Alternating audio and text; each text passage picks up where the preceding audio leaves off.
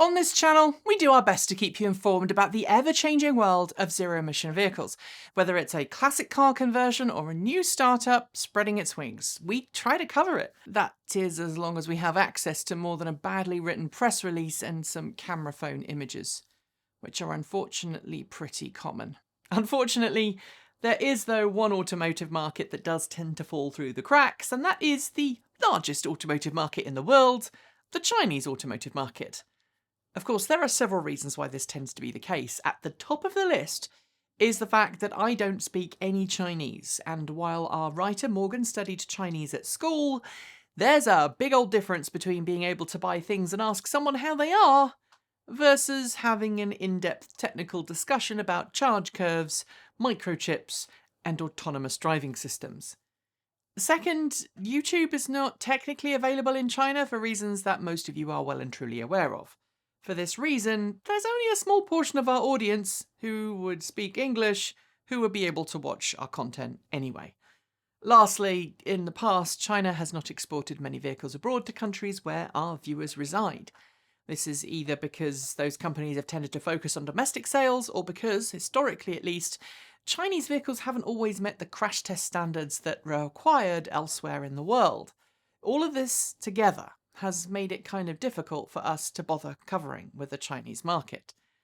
However, this is changing. In recent years, China has begun to export more cars abroad, and its EV offerings have improved to be essentially in parity with those found in the US and Europe. So today, we're going to start by delving into that market and focusing on some Chinese car companies that you might want to pay attention to in the EV segment.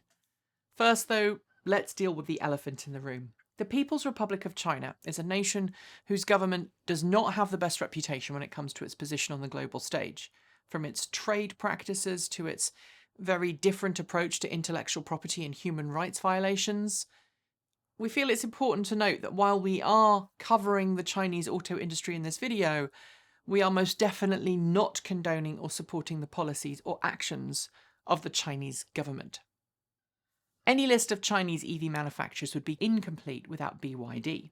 BYD Auto, also known by its Chinese name, BYD, was founded in Shenzhen in China back in 2003 by its parent company, Build Your Dreams Co. Limited. BYD was not built from the ground up to be an EV company, and for many years it wasn't, but over time it has added electric vehicles to its lineup. BYD began producing a plug-in hybrid variant of its F3 sedan, the F3DM, all the way back in 2008, and since then it's continued to grow its plug-in portfolio.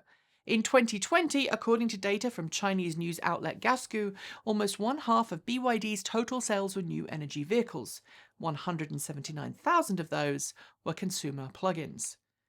In just the last year, BYD has launched several new models, including the high-end luxury Han EV, and it hopes to sell that in many markets around the world, including Europe, Australia, and other countries. Additionally, in 2020, it also launched its D1 ride-hailing vehicle. It was 2019 when it added a new range of affordable EVs to its lineup, including the S2 subcompact crossover. In the same year, it also launched the E3 and the E2, the first being a compact sedan and the second a compact crossover. I'm not going to delve into the specs of each here, but I do want to talk about just how affordable was. At its launch, the S2 started from 89,800 Chinese yuan after government subsidies, which is about one half of the cost of the cheapest electric car that you could buy in the United States at that time.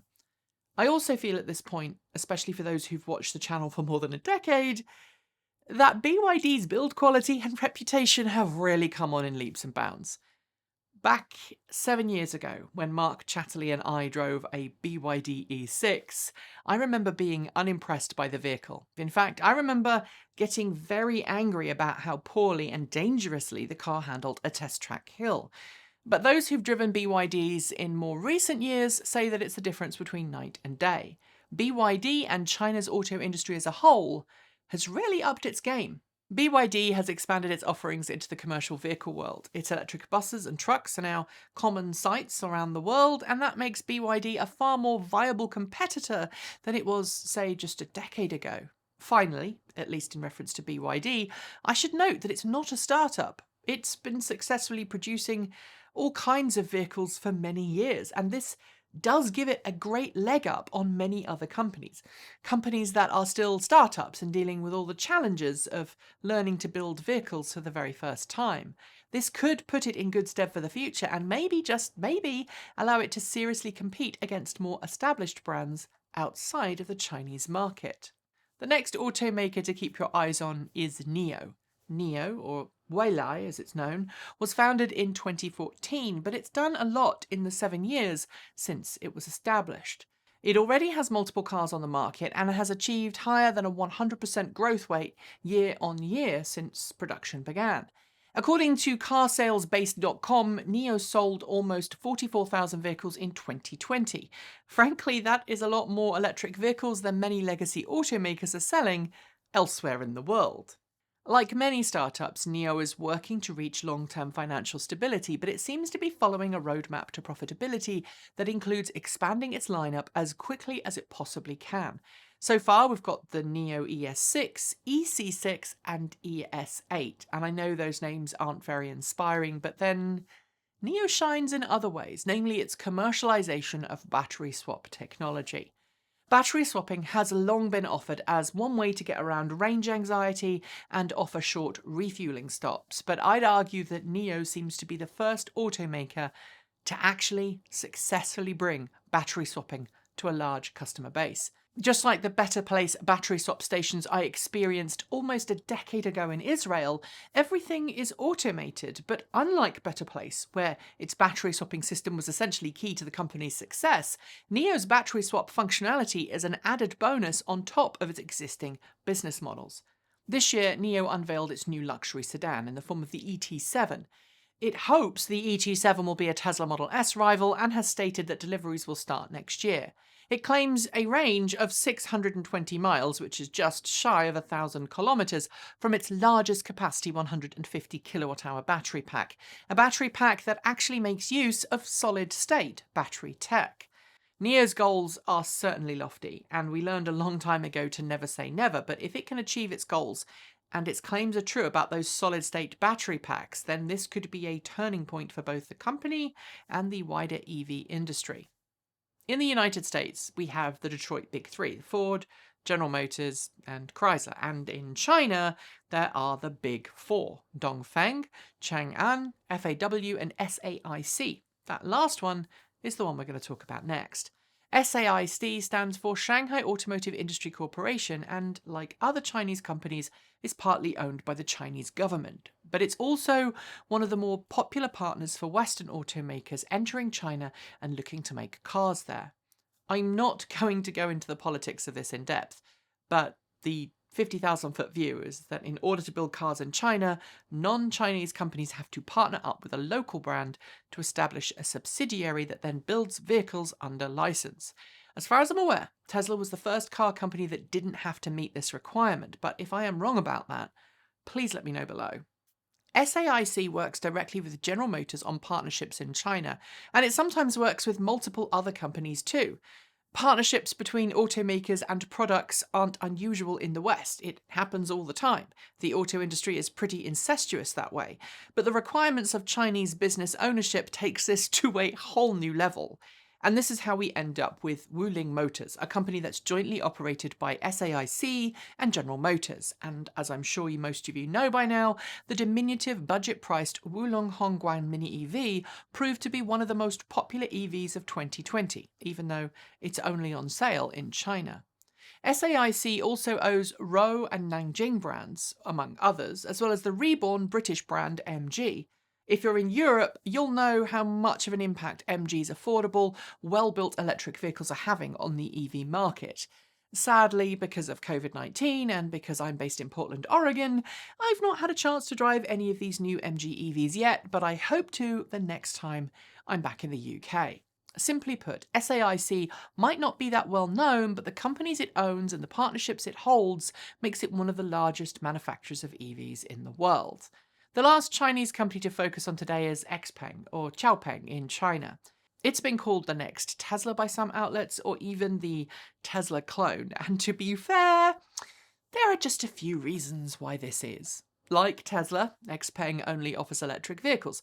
Like Tesla, it's heavily focused on the gadget capabilities of its fleet, and it has its own semi-autonomous driver assistance features, with a goal of becoming semi and fully autonomous in the near future. But this is a similarity that's also attracted some court cases. Tesla and Xpeng are currently involved in ongoing litigation, where Tesla has accused Xpeng of stealing both its intellectual property and some of its staff.